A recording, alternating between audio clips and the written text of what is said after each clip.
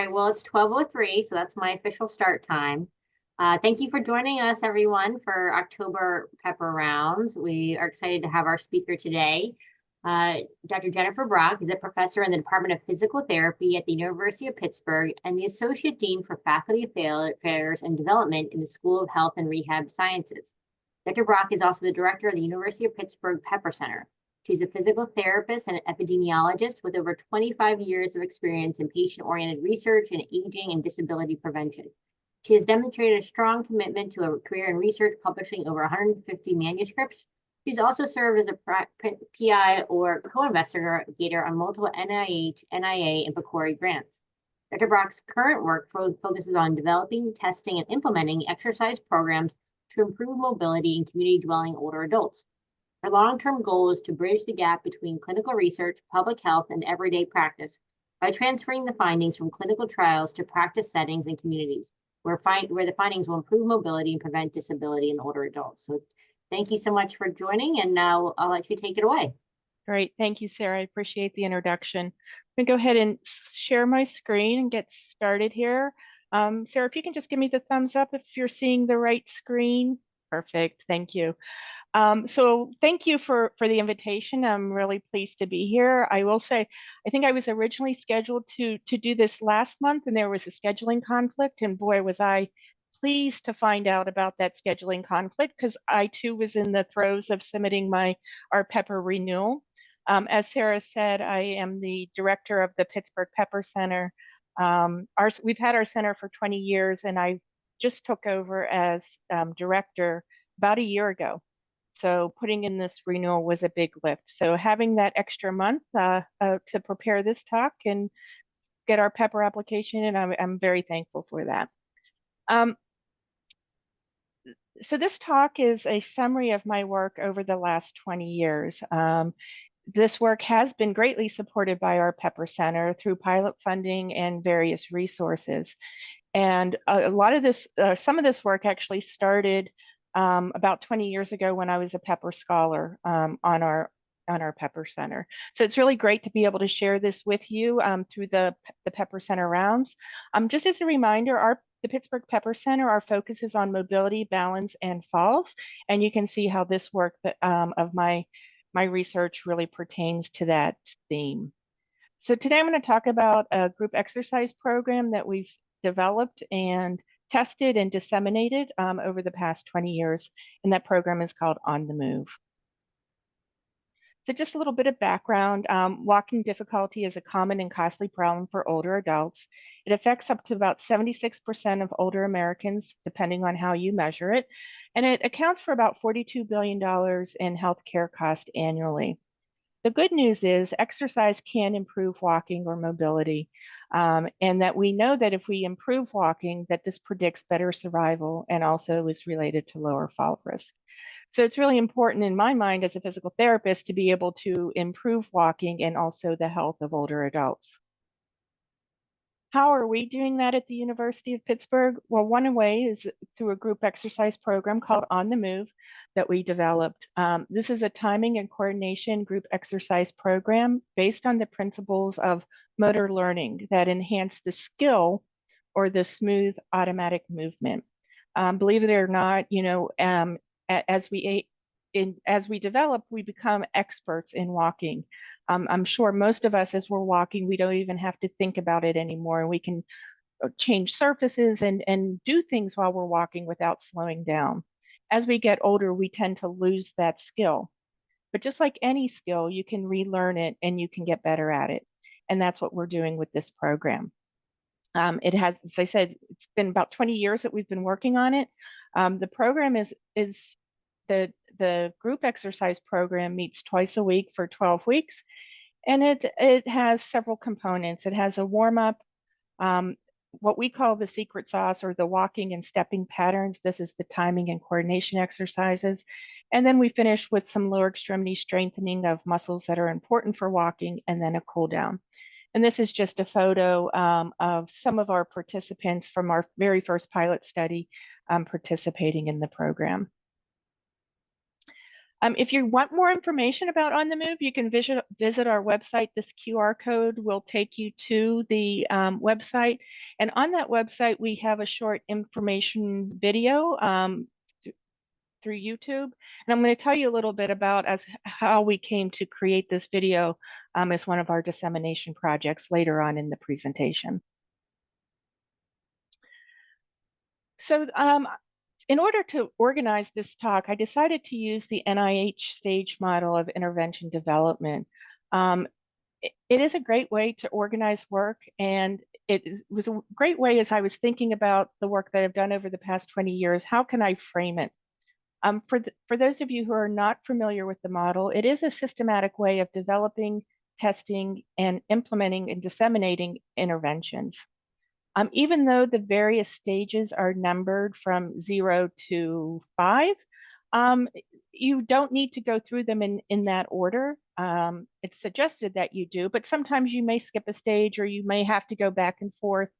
It's an iterative process, so it's not prescriptive. It's not going from 0 to 6 in order. So the first thing I'm going to talk about is our early research, our basic research, which is the stage 0. My early work really focused on identifying factors, both biomechanical and motor control oriented, that are related to impaired mobility.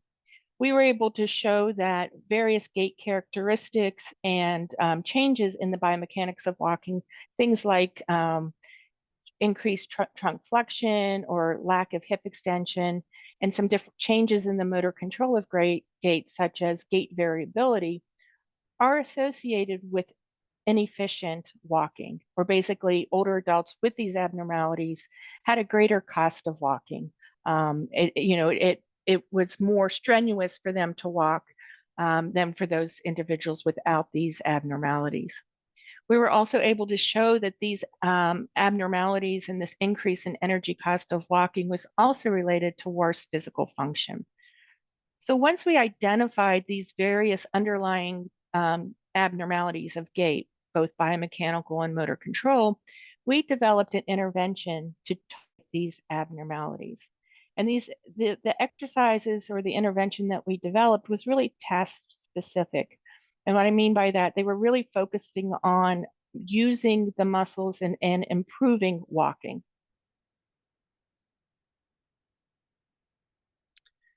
So we first developed this intervention to be delivered one-on-one by a physical therapist. As a physical therapist, that was my first thought. Oh, an older adult has impairments in walking. We need to get them into physical therapy and treat them one-on-one to really see the best outcomes. Once my Zoom is there, the people are overlaying my screen here, so I'm trying to get that out of the way. Sorry about that. So we conducted I apologize here. Yeah, we conducted 2 pilot studies of this intervention that we developed. The first pilot study we conducted in older adults with very apparent mobility limitations. These were older adults that we would say were slow walkers, and they all had a gait speed less than 1.0 meter per second. With the 12-week intervention delivered by a physical therapist, we showed improvements in walking and also improvements in self-reported physical function.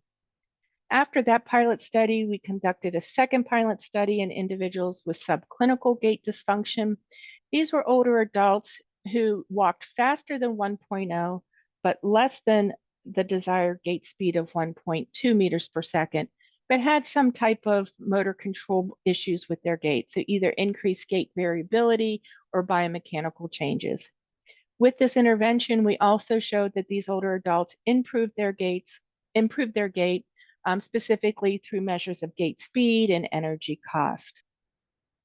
Just about the time we were doing this pilot study, our stakeholders or collaborators within the University of Pittsburgh Medical Center, or UPMC, senior communities reached out to us and they said, hey, you're doing this exercise intervention that we heard about.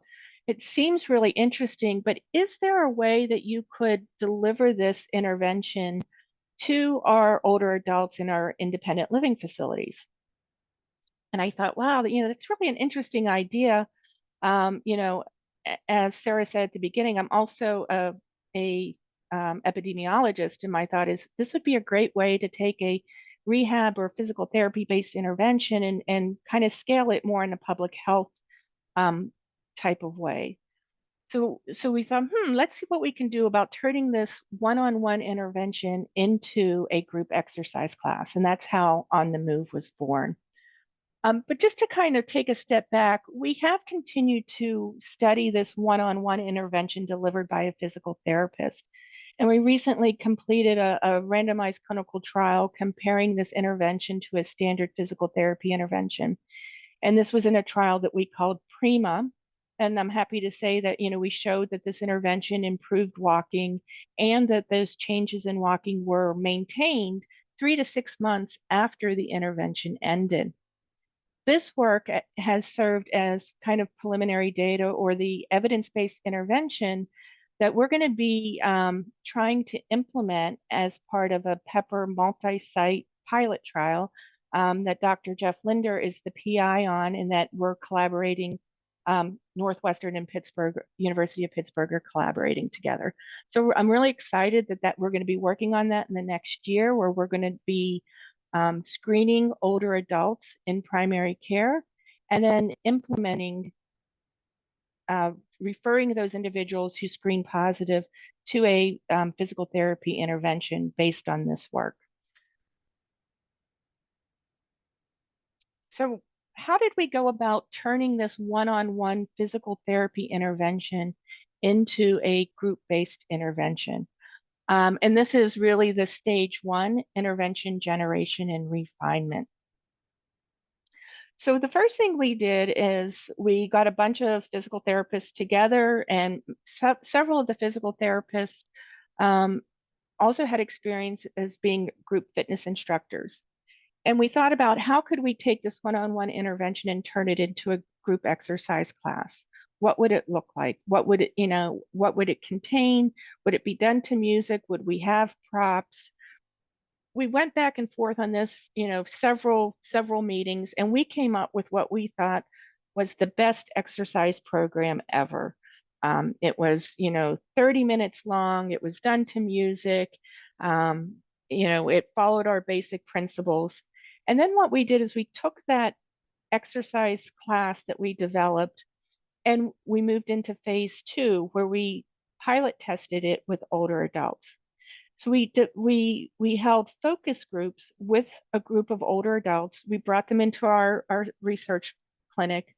We had them try the class. So we actually held an On the Move class, and then we had the older adults give us feedback.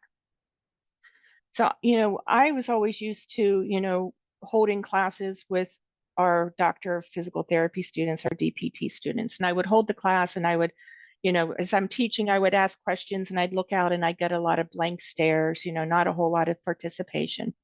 It was the complete opposite in doing this with older adults. We held our On the Move class, and the first time I hit the button to start the music wasn't even playing for 5 seconds, and the older adults were stopping me because they wanted to provide feedback that they didn't like the music that we were using. So needless to say, we got lots of feedback when we did this sample class, and that feedback, we took that feedback and modified the program. And we did that twice. We held 2 separate classes, got the feedback, modified the program to the point where we got it to a point where we were pretty happy with it. And we took that program and we went on to conduct a pilot study. And this pilot study was conducted in 4 different sites out in the community. We were in senior high-rises, senior community centers, and independent living facilities that were part of UPMC. It was a small, we only enrolled 31 older adults into this 12-week intervention. But what we were looking at is, was it acceptable? Did they like it? Was it safe? Was it effective? And really, we weren't looking for true effectiveness, because it was a pilot study, we were looking to see if there was a signal, if the outcome measures were moving in the right direction. And then also we were looking at things about feasibility. Yes, we can conduct this exercise class in our research facility, but when we go out to these senior high rises or community centers, do they even have the space available to do this? So this pilot study that we did was funded by our Pepper Center. And we learned a lot from it. Of the 31 subjects, 24 or 77% completed the program, and we were actually quite happy with this. We only had one participant who dropped out of the program because they were unsatisfied with it. Most of the people who dropped out, 6 of them, were for unrelated medical problems. And you'll see as I go on into the larger study, this group of older adults, the average age was about 80 years of age, and they had multiple medical conditions. So to me, it's not uncommon that we would have some dropout over the 3-month period. Of those who stayed in the program, they completed 83% of the classes, which I think is really great. And 96%, almost all of them, were satisfied or extremely satisfied with the program. As far as safety, we did have one subject experience a controlled, non-injurious fall. Basically, they were wearing open back shoes. Their foot slipped off the back and they lowered themselves to the ground. There was no injury, and the participant actually wanted to continue on with the exercise program from the very beginning. I mean, right after the fall occurred, she was ready to continue on. We also asked the participants, did you feel challenged, and how safe did you feel? And 96% reported feeling safe or very safe, and saying that the program was at least somewhat challenging. And then looking at some of our outcomes, we measured gait speed and 6-minute walk test, which many of you might be familiar with. We also measured a test that we developed called the Figure of 8 walk test, which is a measure of motor skill in walking. And all the measures improved in the direction that we moved in the direction that we expected. So this really was encouraging, that we thought, we had a program that was safe, people liked it, and we were starting to see the movement of the effect in the right direction. So this work served as pilot data for our larger trial. You would think after developing the intervention that the next step would be to move to an efficacy or a stage 2 trial done in the research clinic. We decided to skip this phase in that we thought it would be better to conduct the exercise classes out in the community. And so instead of doing a stage 2 trial, we moved to a stage 3 efficacy trial in the community. And so this was a cluster randomized trial that we did in the same type of settings: independent living facilities, low income HUD housing, and community centers. The one thing that makes this efficacy and not effectiveness is that we delivered the intervention by research staff. So these were, research therapists and exercise physiologists who were highly trained in doing the on the move program. And while they were delivering the program, we monitored fidelity. We wanted a high level of control to make sure that the intervention was being delivered the way that it should be delivered. So that when we were looking at the first results as far as efficacy.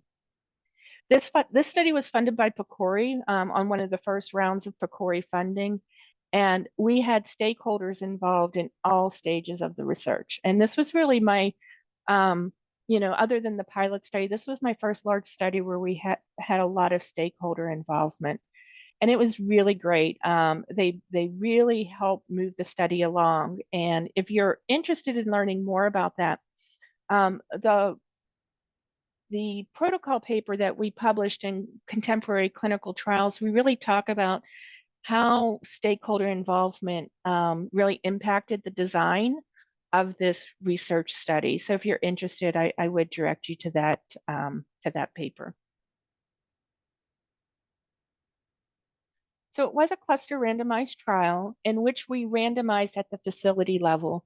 And if you know anything about, congregate living facilities or senior centers, there was no way that we could randomize at the individual level. There just would have been too much contamination of the intervention.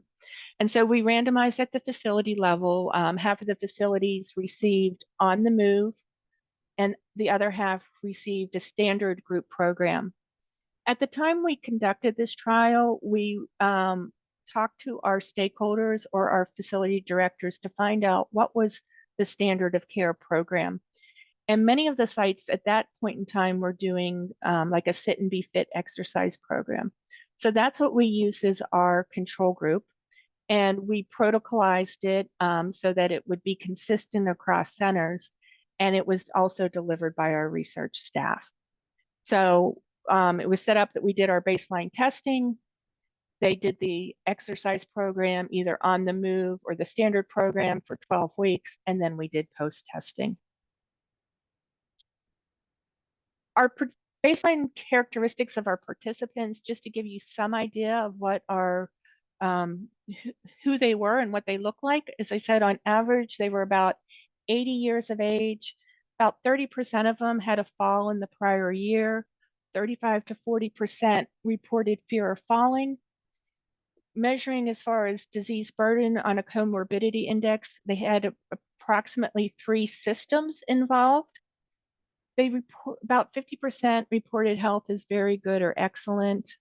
And their function was actually impaired. Their overall function as measured by the Late Life Function and Disability Index was about a 60 on a 100-point scale, so somewhat impaired.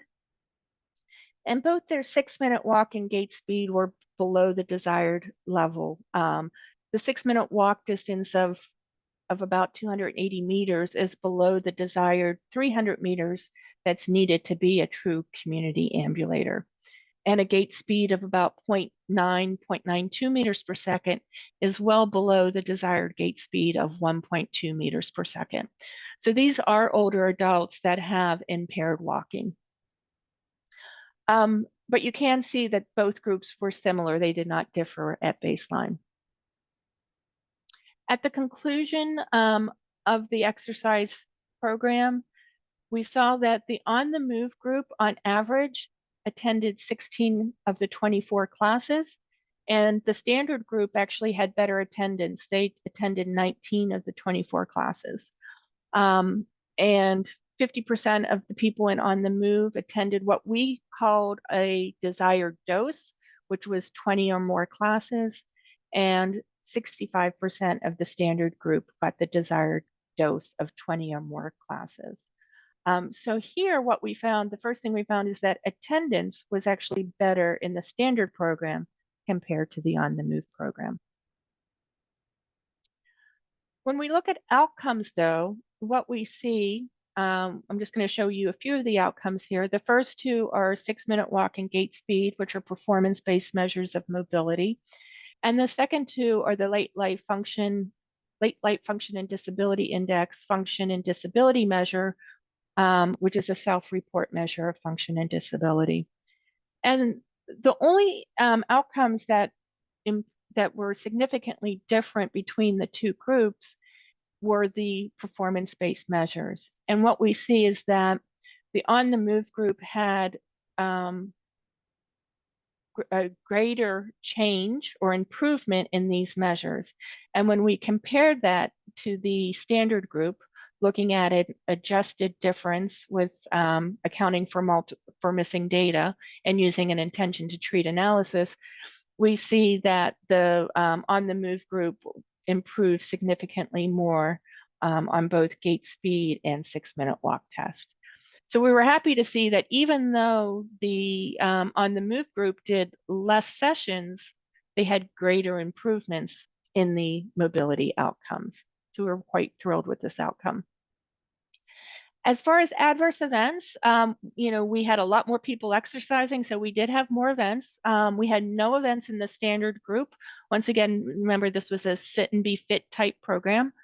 In the on the move group, we had 4 events. We had 2 falls, and 1 event, someone reported more fatigue than what was expected, and 1 person reported increased pain with the exercise. I will tell you that all these people continued on in the program and no one had to drop out because of events. And if you look at it and you think about it, we had 152 people averaging on about 16 classes. If you do the math, that's over 2,400 hours of exercise. So I think in the grand scheme of things, it's not, it wasn't, raising any red flags for us or our DSMB as far as the number of events. I will say we took this information back to our older adults just to get their input on it and our stakeholders. And interestingly, site managers, they hear the word fall and they go crazy. Our older adults were like, oh, okay, that's okay with me. I understand that it's a risk. Anytime I'm up and walking, it's a risk. But they realized that the benefits greatly outweighed the risks in their eyes. We actually had one older adult say that, if the director of the independent living facility had, they would probably have them do everything in a chair because that way nobody would ever fall. So, I think weighing the risks and the benefits, our older adult participants were okay with these, were more than okay with these results. So we were thrilled. We had an group exercise intervention that people liked, they did, and we had positive outcomes. So we thought, great, we did this exercise intervention in the community with our staff. Let's try and move right to an implementation study. And we applied for the implementation funding through PCORI.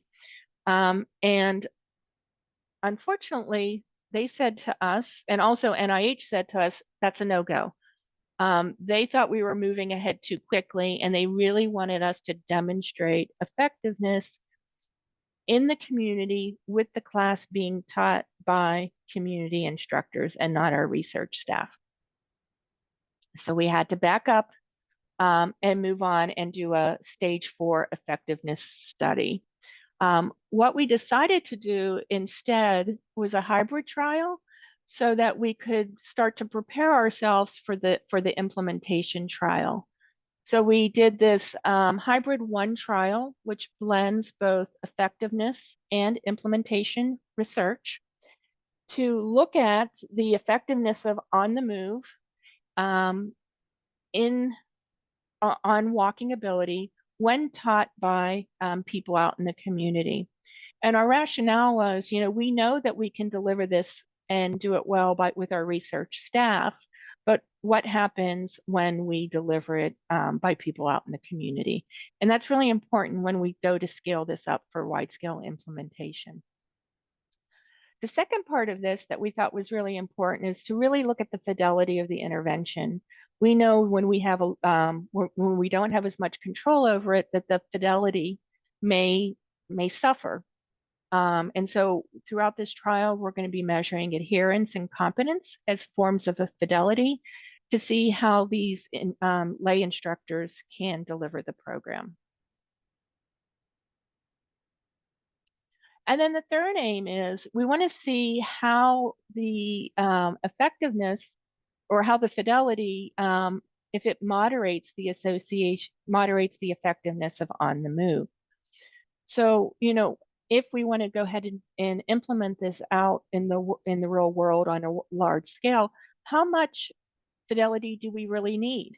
Does it have to be absolutely perfect, or are there some places that there's a little bit more wiggle room in how the intervention is developed?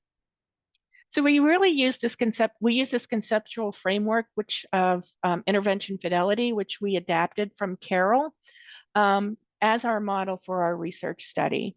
So we have our intervention on the move, and we're looking at the impact of the intervention on outcomes of mobility, satisfaction, and safety, and that is really our aim 1. Aim 2 is looking at fidelity measured by adherence and competence. So not only do they deliver the exercise program twice a week for 12 weeks and do they do each of the sections, we're actually looking at the quality of the delivery as well. And here what we're doing is we're going out and we videotape random classes, and then we use a checklist to go through and make sure that they're doing the program the way that it should be done.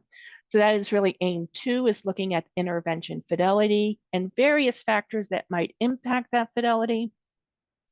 And then aim 3 is looking at how this fidelity moderates the association between the intervention and the outcomes. This trial is currently ongoing. We just started year 4 of a 5-year research project. I'm happy to say it's going really well.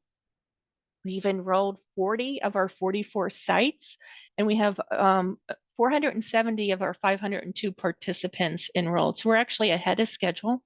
We plan to complete data collection in early spring next year, and hope to have results soon after that. So please stay tuned to hear how this goes.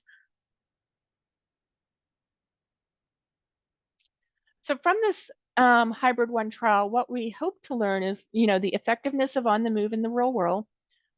Also, what we're studying is we're looking at the barriers to implementing and sustaining on the move. So when we approach sites to participate in the study, if they say no, they don't want to participate, we have a series of questionnaires we have them fill out about why, like what were the barriers, what were the things that are keeping them from doing this program. We also get that same information from people who are participating in the study before and after delivering the intervention, so we can figure out what might, help them be able to deliver the program. The other thing we're doing is the intervention lasts 3 months, and then we have a 3-month follow-up. So they're actively involved in the study for 6 months.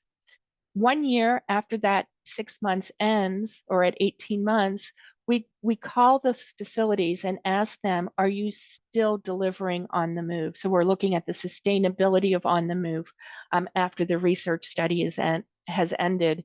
And we're looking at, what are the barriers as far as sustaining on the move. Other things we hope to learn, as I said, what's the level of fidelity? Do we have to really be very vigilant about this? Or, can it be a little bit looser as far as still getting the desired outcomes?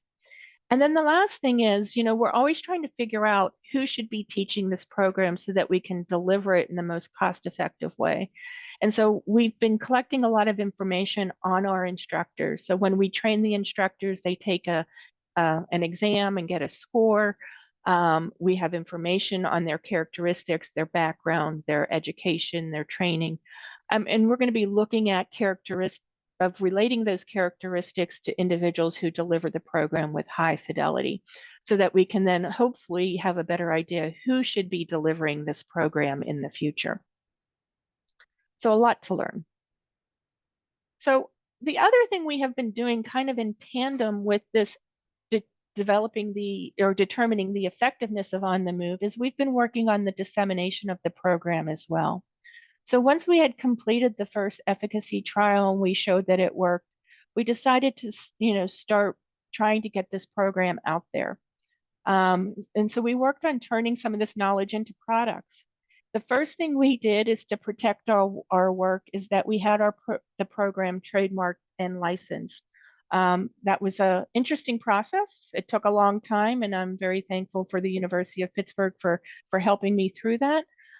One of the things I've learned with developing this program or project is, boy, I really wish I had a business degree, because it really is like running a small business. Other things we've done is we've protocolized the intervention. We have a manual with everything written out and even suggested playlists and things for the instructors. We developed a website that houses all of our information. We developed a formal on-the-move instructor training that initially was done in person, but then after COVID, we've switched to a hybrid or a virtual training. And the other thing that was really important to us as a program is we applied to the Administration for Community Living to become an evidence-based program or be recognized as an evidence-based program. This was really an important step in the dissemination of On the Move, in that once you become recognized as an evidence-based program, senior centers or community centers can access money through the Older Americans Act. They can access the Title III funding through at the state level to finance these programs. And so that is one way that they can then support the programs and be able to offer the programs in their community centers. We've been training On the Move instructors over the last couple of years. As you can see here in Western Pennsylvania, we have a high number of instructors, which this is where the program was born. We've slowly, over the years, expanded our reach of where we're offering On the Move. We have a pocket of people in New Mexico, on the West Coast in California, and this really interesting group in Wyoming. Since we were designated an evidence-based program, we're now listed on the Administration for Community Living and the NCOA website as an evidence-based program. And states can apply for funding from ACL to offer these evidence-based programs. And the state of Wyoming had reached out to us. They liked our program, they liked what they saw, and they received funding to train instructors in all of their senior centers and start to implement the On the Move program in Wyoming. So my goal is to get out here and do a site visit and hopefully check out some of the national parks while I'm there as well. The other thing, as far as implementation dissemination, is that, it takes the time and effort and money to do these things like websites and brochures, and we quickly realized that. And so what we ended up doing was applying for funding through PCORI. We received a Eugene Washington Dissemination Initiative funding to do this with On the Move, to help distribute or to disseminate On the Move. The way we organized our project or our proposal is that we collaborated with colleagues in the business school at the University of Pittsburgh. And we really pitched this as, dissemination is nothing more than just marketing the program. And so our business school colleagues set up kind of a marketing plan for us for On the Move. So they helped us conduct focus groups and structured interviews and surveys of our key stakeholders. And then from that information, they developed a dissemination plan, what materials we should create and how we should use them. We then implemented that and then are in the process of evaluating it. So as I said, they helped us identify our key users, which were community organizations, group fitness instructors, and the older adult participants. With those individuals, we did audience research, focus groups, in-depth interviews and surveys, and that helped us really understand their needs. It helped us to define and target our promotional activities so that we really had a focused approach. And what they came up with was, initially, as we were doing our dissemination efforts on our own, we were really focused on the instructors. And what came out in our focus groups is that it's probably more important to focus on the organizations, because what was happening is we were training instructors, but then they had no place to teach the class. And so by switching our efforts to the organizations, we get the organizations on board, they identify an instructor, and then we train them. As we talked to these different stakeholders, things that they told us that we needed to do is that we needed to either create or update our print and digital materials. Our website needed an overhaul. We needed a presence on social media. And as I said at the beginning, they wanted us to create this video to really show what the program is in action. The On the Move program, it's kind of hard to describe to people. When I describe it, I usually say it's a cross between line dancing and Tai Chi, and that gives people somewhat of an idea. But the best way to really get an idea of what the program is to go and look at that video. And through this funding, we were able to create a professional 2-minute video, which really highlights On the Move. Some of the things that they told us that we really needed to keep in mind while we were creating and updating our materials is they wanted us to make sure we had a really clear call to action. They wanted us to highlight that evidence-based designation because that is so important to so many of our stakeholders. They wanted us not to so much focus on this is a program to improve walking, but really focus on that this is a program that's fun, you get to interact with other people, so that socialization aspect, and that it really promotes independence. They wanted us to have individuals on our materials that represented a diverse group of older adults. They wanted us to prioritize real program photos over stock photos. I never realized that, if you start to look at some materials related to older adults, the photos start to all look the same. And I think that's because they are stock photos. And then also, at least in the Pittsburgh area, they told us it was very important to maintain the University of Pittsburgh branding because University of Pittsburgh, or Pitt, is highly regarded in this area, and having that branding on our materials was a very good thing for us. So just to give you some ideas of the changes that we made, here is our website before. We had a stock photo, not very diverse, generic colors. But here, this was our new updated website. We use the pick colors and branding. This is a real photo of one of our classes. People are having fun. You see the smiles on their faces. And if you would scroll down just a little bit on the home page, there is a paragraph that describes the evidence-based program and what that means. As far as our brochure, this is what it looked like before. It was actually created by one of my doctoral students. They did the best they could with their skill level. They were not a marketing expert, but it was done in black and white with very generic photos. And when we went with a marketing firm to create it, this is our trifold. You can see we have the Pitt colors. We have diverse group of older adults here, different sizes and shapes. And on the very front of the trifold, we highlight that it is an evidence-based program to improve mobility in older adults. So that just gives you an idea of how some of these things changed over time with the input from our stakeholders. So this is, this is a long time in the coming. It did not happen overnight. As I said, this has been over 20 years of work, starting with the basic research, generating and refining the intervention, conducting the efficacy and the effectiveness studies.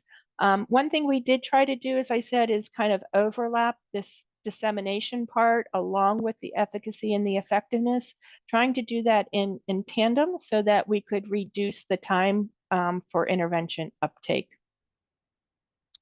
So what are some of the next steps? As we've been doing the On the Move program, it has primarily been delivered in person. We did have about a year or so where we tried to deliver it virtually during COVID. It went well, but once we were able to, we really tried to get everybody back in person.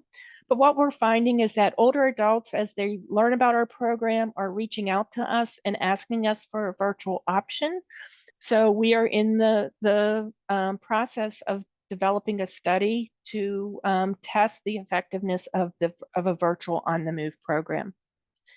Once we finish our hybrid 1 trial, we want to do a large-scale implementation trial implementing On the Move across the country. And as part of that, we want to create an outcomes database. Because what we find is that as the older adults do these programs, they really like to get their results.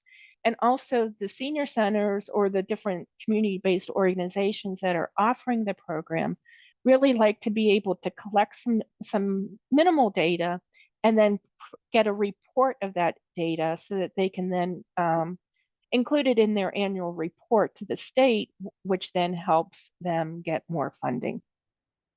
So those are all of the areas that we're going to be working on in the next couple of years. So just in closing, I just want to really recognize the funding that I've had over the last 20 years. Once again, a special thanks to the Pittsburgh Pepper Center, who's funded a lot of this work through pilot work, pilot studies, but also through resources, my funding through NIA and also PCORI. And at this time, I will take any questions.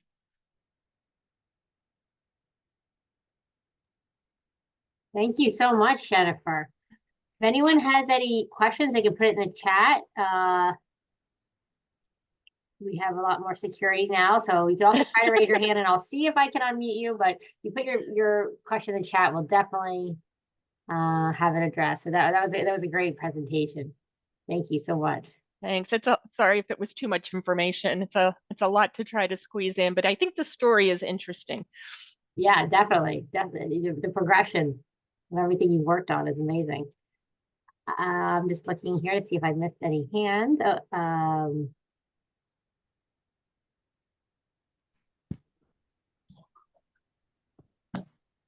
I'll ask a question. All right, go ahead, Jeff. It's a little bit, sorry, I'm on my iPad, so welcome to the corner pocket. It's a little tangential to everything you've been talking about, but just sort of thinking from the primary care standpoint, what is it that, you started off by describing, in kind of great detail what the functional limitations are. How do people accumulate those? You look at the way a 20-year-old moves and you look at the way a 70-year-old moves. With prevention in mind, like what, something a little bit more sophisticated than, oh, we need to keep people moving. But is there something more sort of concrete that kind of leads to that impaired walking? So let me see if I get to, you want to know what causes the impaired walking? Yeah. And I mean, I know that's a huge, it's a great question. And, we've never really studied, you can have walking problems after a catastrophic injury, like hip fracture or stroke. That's not what we're focusing on. We're focusing on people, and we do see those people as well, but these are individuals who over time have accumulated very small impairments in multiple systems, right? So they might have a little bit of weakness. They might have maybe some peripheral neuropathy, maybe, they have some cardiac issues. And so over time, they just do less and less, and they might start to walk a little bit differently. And then they compensate. So if they're not walking right, they might start to have a forward trunk lean to get their forward momentum. And so it's then this cascade. So what we're trying to do is break that and get them back into this, what we would call a skilled walking pattern, make them experts again in walking. Great. We do have two questions here. First, I understand that you'll be looking to learn more about who are the right people to lead the community intervention, but can you speak about, in general, the typical community on the move trainer? Yeah, oh no, it's a great question. We thought that physical therapists would be the best people to do this. They're not always the best people, because they sometimes want to go and do things more clinically, or so I find that the best instructors are people who have this great personality, who can work with older adults and kind of believe in the program. So right now we're training anybody with like an exercise background, and it can be a physical therapist, an occupational therapist, but also certified fitness instructors. In some areas, we've loosened those criteria, and we'll train anybody who's really interested. And we feel that we can teach them how to do the program. Because what we're finding in some of the more rural areas, they just don't have access to a physical therapist or even an exercise leader to be trained as an instructor. And I think a related question, what has been your turnover in the instructors? Do you have a sense of that? And is there any salary directly associated with the program? Yeah, so we let the facilities determine how they want to run the program. So we have been in places like YMCAs and Jewish community centers where they have fitness instructors on staff, and so they get paid as a staff member to deliver the program. At some of our senior community centers, they use the money from the Title III funding to fund their instructor to do the program, and sometimes they're funded as a staff person. Other ways that they do it, they do have some volunteers who just want to volunteer and be trained to do the program. So there's a lot of different models, and it's working with the sites to figure out what model works best for them. I will say finding instructors is a problem for many of the sites. And what we're trying to do is on our website, we have a directory of trained instructors so that if a site needs an instructor, they can we try to do like this matching, be like match.com, right? Match an instructor to a site. But that was one of the things we were hoping with the virtual on the move. If we could do it virtually, could a senior center project it virtually, but have a class there in person? And then that way it would take away from having to have the instructor.